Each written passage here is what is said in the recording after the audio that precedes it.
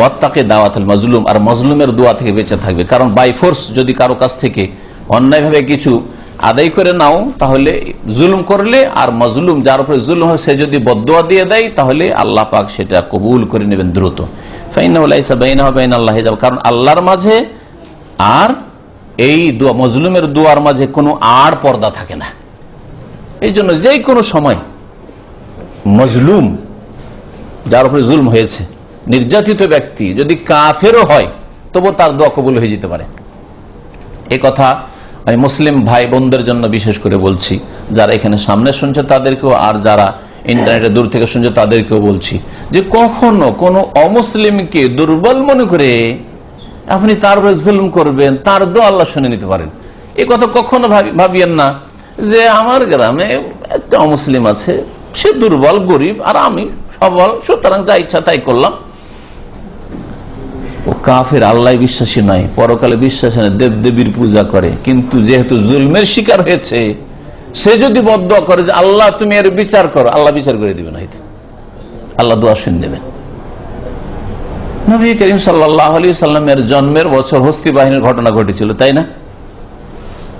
তখন মক্কার লোকেরা কি ছিল? মুসলিম মুশরিক। 360টা মূর্তির কাবার চারিদিকে পূজা করছে। আব্দুল মুত্তালিব নবীর দাদা কি ছিল? মুশরিক, পত্তলিক, 360 মূর্তির পূজা করে। ওইদিকে আবরাহা জালেম যখন জুলুম করে কাবা ভাঙার জন্য আসলো, কাবার গেলাম ধরে আব্দুল মুত্তালিব দোয়া করা শুরু করলো যে আল্লাহ এখন তোমার ঘর তুমি বাঁচা, আমরা আর রক্ষা করতে পারছি না। দোয়া শুনেছেন না শোনেনি আল্লাহ? অথচ সে কাফের, সেও অভিশপ্ত, যেমন আবরাহা অভিশপ্ত। কিন্তু আবরাহা অভিশপ্ত কাফের সাথে সাথে সে ছিল জালেম, আর এ বিচারে ছিল কাফের মজলুম। ওই জন্য মুসলিমের দোয়া আল্লাহ শুনে নিয়েছে। কখনো কার উপরে জুলুম করবেন। আপনি ফোরম্যান, আর আপনার আন্ডারে কোন মুসলিম কাজ করে, অথবা কোনো বেনামাজি কাজ করে, কোনো পাপিষ্ট কাজ করে, কাজ ঠিকভাবে করলে ঠিক আছে, আপনার নজরে কাজের ক্ষেত্রে সমান। দিনের ক্ষেত্রটা আলাদা, দিনের ক্ষেত্রে আমার কাছে সমান নয়, কিন্তু কাজ ঠিকভাবে করে যাচ্ছে, আর শুধু তার দিনের জন্য, ধর্মের জন্য তাকে কষ্ট দেবেন অথবা তার উপর জুলম অত্যাচার করবেন, এটা জায়েজ নয়, আপনার জন্য এটা ক্ষতিকারক হবে।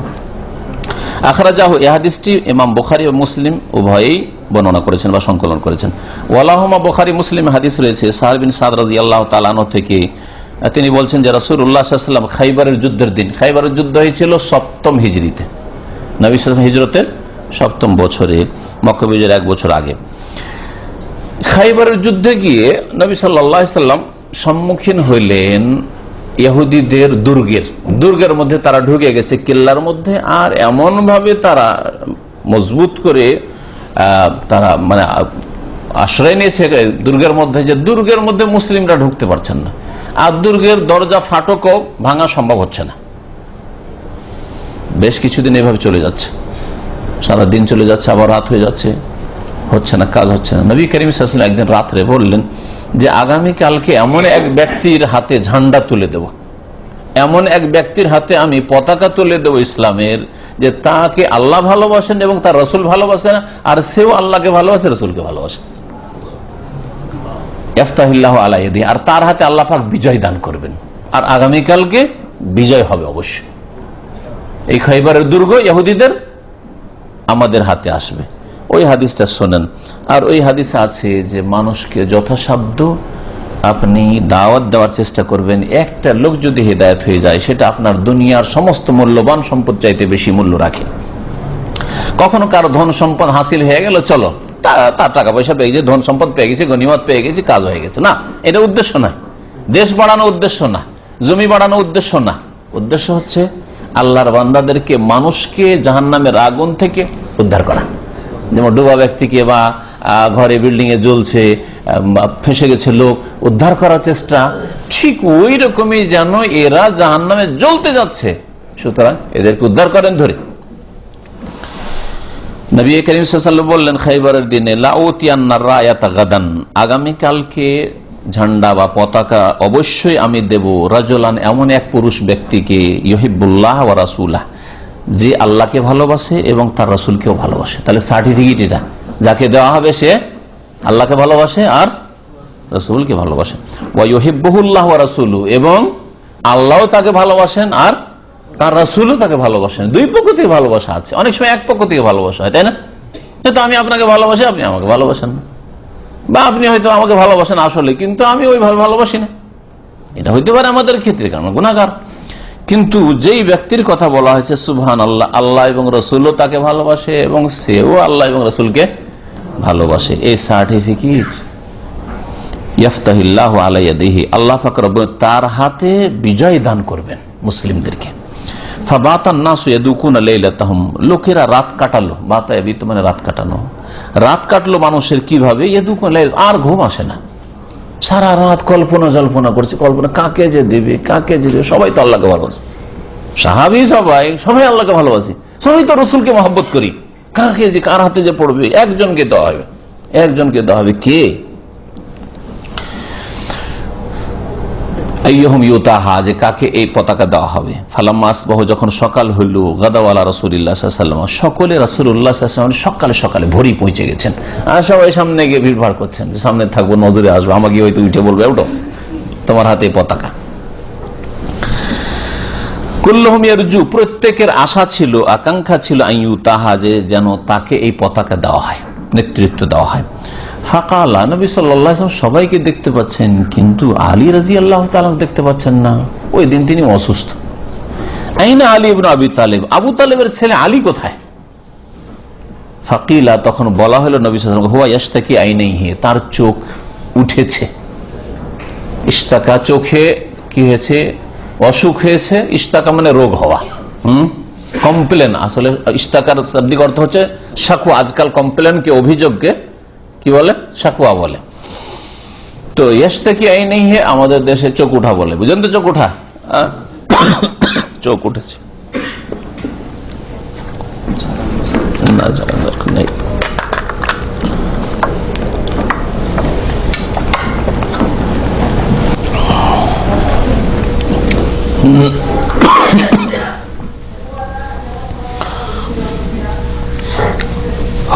কি আইনাইহি, চা খেয়ে ফায়দা হবে নাকি?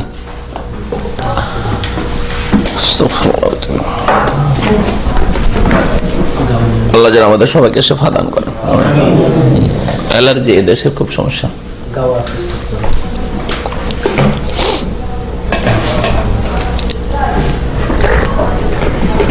না দেখেন না,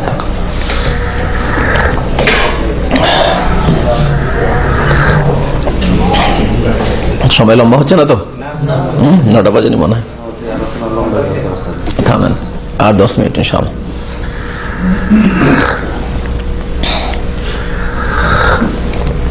একটা করে অধ্যায় একদিনে শেষ করবো, একটু অধ্যায়টা লম্বা আছে, কথা লম্বা হয়ে গেছে।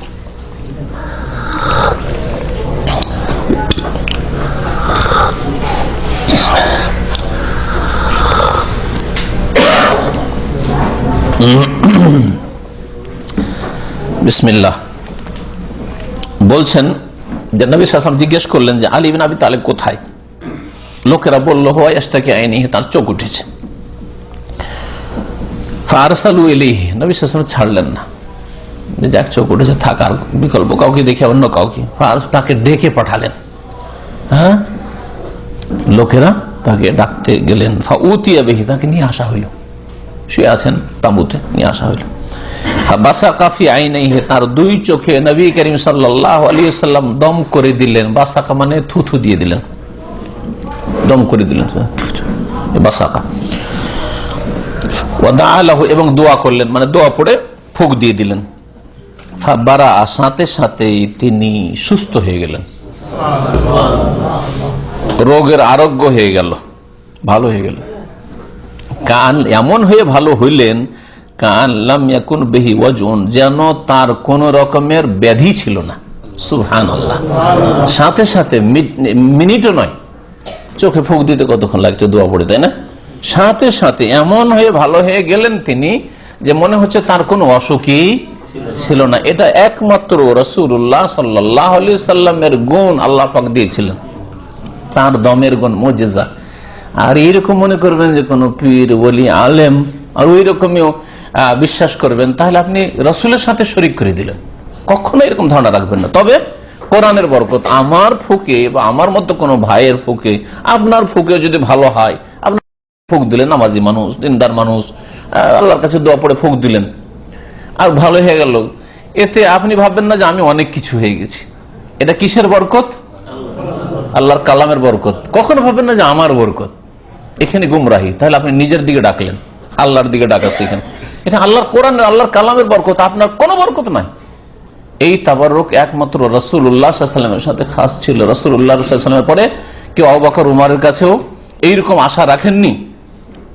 যদিও দম নিতে কোনো দোষ নেই, কিন্তু এই আশা রাখেননি যে তার থুথুতেই বরকত আছে, হ্যাঁ, তার উজুর পানিতে বরকত আছে, তার কাপড়েই বরকত আছে। এইসব কথা সাহাবারা বিশ্বাস করতেন না। কিন্তু ভণ্ড বিদাতীদের মধ্যে সব রয়েছে। পীর সাহেবের কাপড়টাও যদি ছুঁতে পারি, বিরাট ব্যবসা।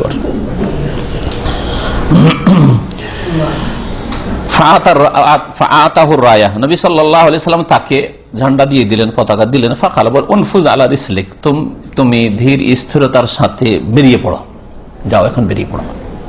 হাত্তা তানজিলা বিসাহাতিন, এমনকি তাদের উঠানে গিয়ে নামবে। ইহুদিদের খাইবারে উঠানে গিয়ে, তাদের আঙিনাতে গিয়ে নামবে।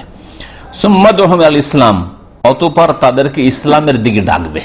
এখানে ইসলামের দিকে ডাকার কথা বলা হয়েছে, ওইটাই বলা হয়েছে ওয়াহিদুল্লাহ, তৌহিদের দিকে ডাকা। ওইটাই হচ্ছে শাহাদাত আল্লাহ ইলাহা ইল্লাল্লাহর দিকে ডাকা। তিনটি কথা হচ্ছে একই কথা। ইসলামের দিকে ডাকা মানে ইসলামের মৌলিক বিষয়ের দিকে প্রথম ডাকতে হবে। সেটা হচ্ছে আল্লাহ ছাড়া কেউ সত্য মাবুদ নেই। আল্লাহর রুবুবিয়াতের তৌহিদ, একত্র, আল্লাহর উলুহিয়াত ইবাদতের তৌহিদ, আল্লাহর নাম গুনাবলীর তৌহিদ, আল্লাহর একত্রের দিকে ডাকা। আর তারপর যেসব ইমানের বিষয় রয়েছে, পরকাল, রসুলের প্রতি ইমান, কিতাবের প্রতি ইমান, ইত্যাদি ইত্যাদি, ভালো মন্দ তকদীরের প্রতি ইমান। নবী করিম সাল্লাল্লাহু আলাইহি ওয়াসাল্লাম বললেন তাদেরকে ইসলামের দিকে আহ্বান করো। তার নবী সাল্লাল্লাহু আলাইহি ওয়াসাল্লামের উদ্দেশ্য এই নয় যে এই ইহুদিগুলিকে ধরো আর মারো আর পরাজিত করো আর তাড়ো, এখান থেকে খেদাও। এটা উদ্দেশ্য কি? কথা বললেন না। অতঃপর সেখানে গিয়ে তাদের কাছাকাছি গিয়ে ডাকবে তাদেরকে ইসলামের দিকে। উদউহুম ইলাল ইসলাম বলে, লা ইলাহা ইল্লাল্লাহ বলে নাও, তুফলিহু, এতেই কল্যাণ রয়েছে তোমাদের দুনিয়া আখিরাতের। ওয়া আখবিরহুম বিমা ইয়াজিবু আলাইহিম মিন হাক্কিল্লাহি ফীহি, আর শুধু লা ইলাহা ইল্লাল্লাহ বলেই ছেড়ে দেবেন না, বরং তাদেরকে জানিয়ে দাও বিমা ইয়াজিবু আলাইহিম, যে তাদের উপর কি ফরজ আবশ্যক, মিন হাক্কিল্লাহি, আল্লাহর হকের ক্ষেত্রে, ফীহি, এই সব ব্যাপারে, এই ইসলামের ব্যাপারে আল্লাহর আর কি কি হক রয়েছে। যখন লা ইলাহা ইল্লাল্লাহ মেনে নিল, তাওহীদ মেনে নিল, জানিয়ে দাও তাদেরকে যে আল্লাহর হক রয়েছে 5 ওয়াক্ত নামাজ পড়বে, আল্লাহর হক হচ্ছে যে ধন সম্পদ থেকে যাকাত দেবে, আল্লাহর হক হচ্ছে যে মাহে রমজানের সিয়াম রোজা রাখবে, আল্লাহর হক হচ্ছে যে হজ করে উমরা করবে, ঠিক না? এইভাবে আল্লাহর হক হচ্ছে যে হারাম থেকে নিজেকে বাঁচিয়ে রাখবে, খুন থেকে, জেনা থেকে, মদ থেকে ইত্যাদি, এই সব আল্লাহর হক। আল্লাহর হক, তো আল্লাহর হকের কথা বলা হলো। তাহলে বোঝা গেল যাকে ইসলামের দাওয়াত দিবেন প্রথম তাওহীদ থেকে শুরু করবেন, তারপরে অন্যান্য বিষয়গুলি বলবেন। ফাওয়াল্লাহি, তারপর নবী সাল্লাল্লাহু আলাইহি ওয়াসাল্লাম বললেন, এই কথাটি হচ্ছে এখানে বিশেষ করে উদ্দেশ্য তাওহীদের এই কিতাবে। ফাওয়াল্লাহি, আল্লাহর কসম করে বলছি, লা ইয়াহদিয়াল্লাহু বিকা রাজুলান ওয়াহিদান, যদি আল্লাহ পাক তোমার দ্বারা একটি লোককে হেদায়েত করে, একটি লোককে রাস্তা দেখায়, আলী তোমার দ্বারা একটি লোক যদি সৎ পথে আসে, হেদায়েতের পথে, ইসলামের উপর আসে, খায়রুন লাকা, এটা তোমার জন্য উত্তম হবে, মিন হমরের নাম, লাল উটের চাইতে বেশি। সেই যুগের লাল ওট সবচেয়ে মূল্যবান আরবদের সম্পদ ছিল। আরবদের কাছে ধন সম্পদ কি? জমি না, জায়গা না, ফসল না, পানি, কিছু তো ছিল না। আসল মূল্যবান সম্পদ কি তাদের? উট, ছাগল আর উট। আর ছাগলের চাইতে দামি হচ্ছে উট। আর উটের মধ্যে সবচেয়ে দামি উট হয়তো তাদের লাল উট। দেখতেও ভালো, দামেও ভালো, চলতেও ভালো, লাল উট। লাল উট পাওয়ার চাইতে উত্তম হবে তোমার কি? একজনের হেদায়াত হওয়া, মুসলিম হওয়া, মুমিন হওয়া, একজনের শিরক মুক্ত হওয়া। তাহলে আপনিও এই দৃষ্টিভঙ্গি রাখবেন যে আপনার গ্রামে গিয়ে আপনি দুনিয়ার কিছু পান না পান, সেসব পাওয়া আর চাওয়া আপনার নেই। আপনার চাওয়া হচ্ছে একটা লোককে যদি ফিরাইতে পারি শিরিক থেকে, একটা লোককে যদি বেনামাজি হওয়া থেকে ফিরাইতে পারি, একটা লোককে যদি বাতিল মতবাদ থেকে ফিরাইতে পারি, একটা লোককে যদি গুমরাহি থেকে ফিরাইতে পারি, একটা লোককে যদি বিদআত থেকে ফিরাইতে পারি, একটা লোককে যদি সৎ পথে নিয়ে আসতে পারি, এটা আমার জীবনে সবচেয়ে বড় মূল্যবান সম্পদ হবে। মূল্যবান সম্পদ এখানে বোঝানো হয়েছে। আপনার জীবনে এখন মূল্যবান সম্পদ আপনার পয়সার মোতাবেক হইতে পারে, দামি একটা গাড়ি, হ্যাঁ, দামি একটা ভিলা, হ্যাঁ, ওই রকম রাজকীয় জীবন যাপন। ওর চাইতে বেশি মূল্যবান ছিল আরবদের কাছে, হ্যাঁ, লাল উট। লাল উটের চাইতে উত্তম হবে একটি লোকের হেদায়েত হওয়া। একটাই লোক যদি আপনার দ্বারা সঠিক পথে আসে, তাতে আপনি নিজেকে তুচ্ছ মনে করবেন না, হীনমন্যতায় ভুগবেন না, তাতে আপনি নিজেকে অত মনে করবেন না যে আমার দ্বারা কি বা হইতে পারে, আমি ফালতু লোক, অথবা তেমন কিছু হইল না, নার্ভাস হয়ে গেলেন, এটাও হবেন না। আপনি আপনার দ্বারা একটা লোক হেরেছে, আলহামদুলিল্লাহ। এর আগে হাদিস পড়েছেন না যে কিয়ামতের দিনে এমনও রাসূল আসবেন যার সাথে একটা দুটো, আবার এমনও রাসূল আসবেন একবারে ওয়ালাইসা মাহুদ, একটিও লোক মুসলিম হয়নি, ঈমান নিয়ে আসেন, কিন্তু তিনি কামিয়াব, তার দায়িত্ব পালন করেছে। আপনার দায়িত্ব আপনি পালন যদি করে থাকেন, আর গ্রামের লোক শুনলো না, আত্মীয় শুনলো না, এলাকার লোক শুনলো না, শ্বশুর বাড়িতে শুনলো না, আপনি কামিয়াব। আপনার করণীয় আপনি করেছেন, ওদের করণীয় ওরা করবে না, আল্লাহর কাছে জবাবদেহি করবে। বলতে পারবে না যে আমাদেরকে তো সৌদি আরব থেকে এসেও বলেনি এরা, সৌদি আরবে তো নাকি অনেক কিছু দেখে এসছে, কিছুই তো কোনোদিনও বলেনি, এই কথা বলতে পারবে না। তো এই ছিল হাদিস। ইয়াদুকুনা লাইলাতাহুম শব্দটা এসছে, ওর মানে এখানে করেছেন লেখক, যেহেতু শব্দটা মুশকিল আরবদের জন্য, বলছেন ইয়াখুজুনা, মানে তারা কল্পনা জল্পনা করছিল, সারা রাত ধরে কল্পনা জল্পনা করছিল যে কাকে যে এই পতাকা দেওয়া হয়, কাকে যে নেতৃত্ব দেওয়া হয়, আর কার হাতে যে খৈবরের বিজয় হয়। তো সেটা আলী রাদিয়াল্লাহু তাআলা দেওয়া হয়েছিল। যাই হোক, আলোচনা এখানে শেষ, আর আলোচনা লম্বা হয়ে গেছে। আর এই অধ্যায়ের উদ্দেশ্য যেটা, সেটাও বলা হয়ে গেছে শুরুতেই, যে আবার বলছি সেটা হচ্ছে যে আপনি তৌহিদ শিখবেন, আল্লাহ সম্পর্কে জানবেন। তৌহিদ শিখবেন মানে তৌহিদের বিপরীত আছে, তৌহিদ শিরক শিখবেন, আল্লাহর হক শিখবেন, আর তারপরে সেটা বিশ্বাস করবেন, আমল করবেন, আর তারপরে কি করবেন, দাওয়াত দেবেন। এই দাওয়াত দেওয়ার বিষয়টা এখানে বোঝা হয়েছে, লা ইলাহা ইল্লাল্লাহর দিকে দাওয়াত দেওয়া ফরজ আমাদের। যে যেখানে থাকবেন আপনি আপনার সাধ্য মোতাবেক, আপনার ক্ষমতা মোতাবেক আপনি দ্বীন ইসলামের খেদমত করবেন। আপনি দ্বীন ইসলামের একটা ক্ষুদ্র খেদমতও যদি আদায় করতে পারেন, তো বলে আলহামদুলিল্লাহ, আমি এটা আমার খাতায় আমল নামাতে রাখতে পেরেছি, আমি দ্বীন ইসলামের এই খেদমত করেছি, আমার মাধ্যমে এই লোকটা নামাজি হয়েছে, আমার মাধ্যমে এই লোকটা শিরক ছেড়েছে, এই লোকটা বিদআত ছেড়েছে, এই লোকটা সহিহ শুদ্ধ নামাজ শিখেছে, এই লোকটা আমার মাধ্যমে দাঁড়িয়ে রেখেছে, এই লোকটা আমার মাধ্যমে টাকনার উপরে কাপড় উঠিয়েছে, এই লোকটা আমার মাধ্যমে সৎ হয়েছে, এই লোকটা বাপ মাকে কষ্ট দিতে, এই লোক আমার মাধ্যমে সঠিক পথ ধরেছে, ইত্যাদি ইত্যাদি, চরিত্রবান হয়েছে। যে যতটা পারবেন, আল্লাহ পাক যেন আমাদেরকে নেক আমলে তৌফিক দান করেন, ভালো আমল কবুল করেন, আর মন্দ থেকে আল্লাহ পাক আমাদের বাঁচিয়ে রাখেন। আর বহু ত্রুটি আল্লাহ পাক রব্বুল আলামিন মাফ করে দেন। সুবহান রাব্বিকা রাব্বিল ইজ্জাতি আম্মা ইয়াসিফুন ওয়া সালামুন আলাল মুরসালিন আলহামদুলিল্লাহি রাব্বিল আলামিন। এক ভাই জিজ্ঞাসা করেছেন, গণতন্ত্র সম্পর্কে সাধারণ মানুষের ভূমিকা কেমন হওয়া উচিত। আলোচনা থেকে আশা করি বুঝেছেন যে আমি বলেছি যে মানবরচিত বিধানে বিশ্বাস করা যাবে না, বিশ্বাস করবেন না কোনো থিওরিকে। গণতন্ত্র মানুষের তৈরি করা, ইহুদিদের তৈরি করা, আর সমাজবাদ মানুষের তৈরি করা, পুঁজিবাদ মানুষের তৈরি করা, জাতীয়তাবাদ মানুষের তৈরি করা, আর কোরআন এবং হাদিস আল্লাহ প্রদত্ত বিধান। তো কোরআন এবং হাদিস বাদ দিয়ে ফামাযা বাদাল হক ইল্লা দলাল, হকের পরে সত্যের পরে বাকি যতগুলি আছে সেগুলি হচ্ছে দলাল, গুমরাহি, সেগুলি হচ্ছে গুমরাহি, সবগুলি গুমরাহি।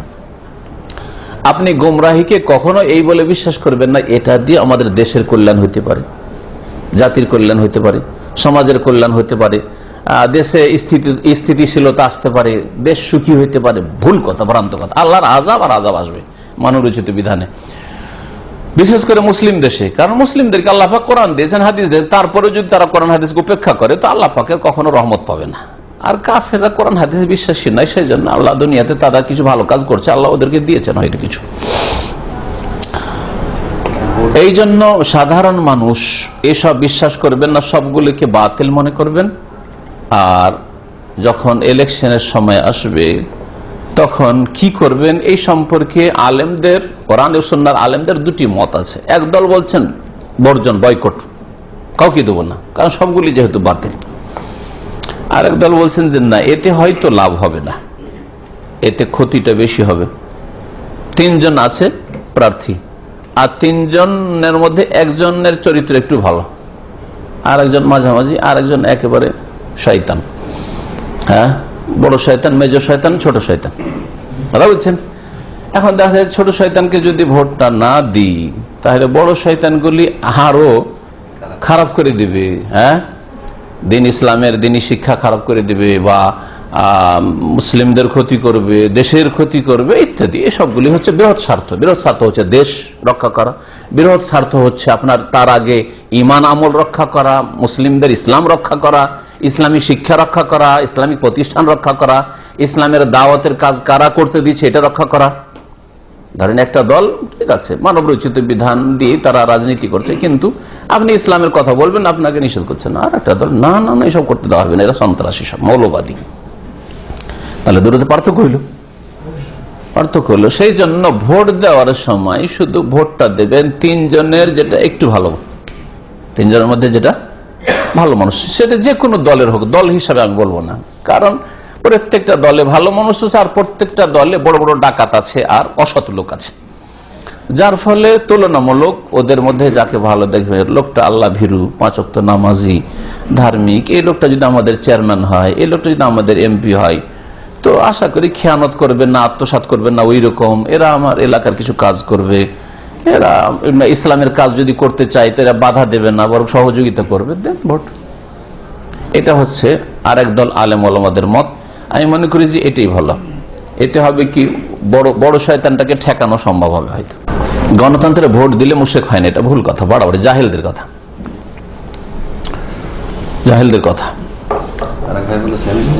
মানবরচিত বিধান কেউ যদি বিশ্বাস করে তাহলে সেটা শিরক কুফরি। আর যদি বিশ্বাস না করে, ঘৃণা অন্তরে আছে, আর যেহেতু পারছি না ঠেকাতে, সেই জন্য আমি এটাকে বাধ্য হয়তো মানতে, তো আল্লাহ হয়তো মাফ করবেন। আর একটা মাঝামাঝি আছে, না বাধ্য নাই, তারপরে দুনিয়ার গরজে এরা যে বেনিফিট গুলো পাচ্ছে, ফায়দাগুলো পাচ্ছে, আমি পাবো না, কিন্তু এটা পার্টি করলে ফায়দা পাবো, বিশ্বাস করি না। এসব রাজনীতিতে বিশ্বাসী নাই, এসব ফালতু, সব এসব বেদিন। কিন্তু আমি এদের সাথে এই জন্য পিছনে এই জন্য ঘুরছি যে দুটা খেতে পাবো। বুঝতে পেরেছেন? তাহলে এরাকে আল্লাহ ফাসিকুন জালেমুন বলেছেন কোরআনের ভাষায়, এরাকে কাফেরুন বলেননি। বুঝে গেছে? আর ওরা সবগুলিকে ঢালাহারে কাফের বানিয়ে দিচ্ছে। এটা হচ্ছে খারিজিদের লক্ষণ। ঢালাহারে কোন মুসলিমকে, আওয়ামী লীগকে, খোলাসা আরো ভাষা শোনেন, বিএনপিকে বা জামাতকে অথবা অন্য কোন দলকে, হ্যাঁ, বলবেন যে ঢালাহারে যে এই পার্টি করবে কাফের, এটা হচ্ছে খারিজিদের কথা।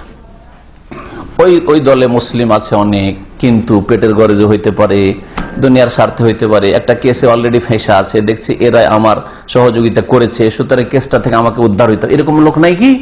বহু লোক আছে বিশ্বাস করে না, কিন্তু নামাজে 5 ওয়াক্ত পড়ে, কিন্তু পেটের গরজে, দুনিয়ার গরজে একটা ঝামেলায় ফেঁসা আছি, ওরা ওই দল করে, আমি যদি এটা না করি তো আমাকে গ্রামে বাস করা মুশকিল, ঠিক না?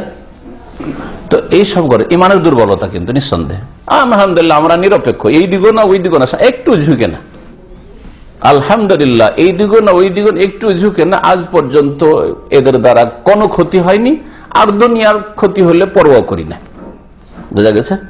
এইরকম মজবুত ইমান তৈরি করার চেষ্টা করে সবচেয়ে ভালো। আর যদি এইরকম লোক হয় তাহলে তারা ফাসেক জালেম, দুনিয়ার গরজে বাতিলের সমর্থন করলো। যে দিতে হবে না, দিলে দিতে পারেন, দিতে হবে বলিনি, আর ভুল কথা অপব্যাখ্যা করবেন না।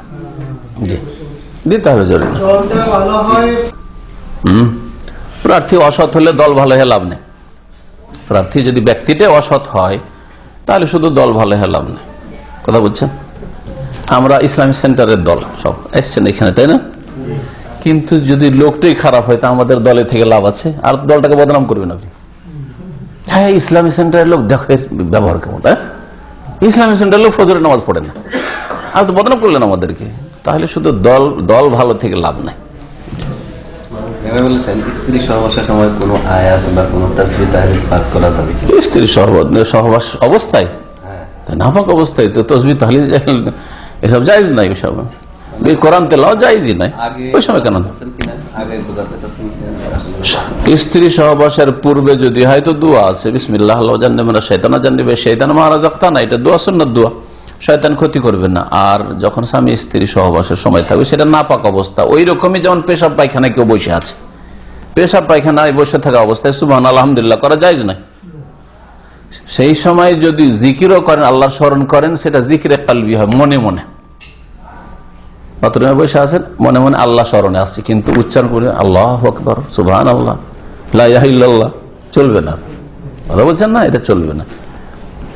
সুবহানাকা আল্লাহুম্মা ওয়া বিহামদিকা আশহাদু আল্লা ইলাহা ইল্লা আনতা আস্তাগফিরুকা ওয়া আতুবু ইলাইক। এটা হচ্ছে মজলিসের কাফফারার দোয়া। মজলিসে বলাই যদি ভুলভ্রান্তি হয় বা কোনো যদি ভুলভ্রান্তি হয়, আপনারা আলোচনা চলাকালীন উঠা বসা একটু করছেন, ভুলভ্রান্তি আল্লাহ মাফ করে দেবেন ইনশাআল্লাহ তাআলা। এই তাসবিহ পড়লেন, সুবহানাকা আল্লাহুম্মা ওয়া বিহামদিকা আশহাদু আল্লা ইলাহা ইল্লা আনতা আস্তাগফিরুকা ওয়া আতুবু ইলাইক মুখস্থ করে নেন। সাল্লাল্লাহু আলাইহি ওয়া সাল্লাম মুহাম্মদ ওয়া আলা আলিহি ওয়া সাহবিহি আজমাইন।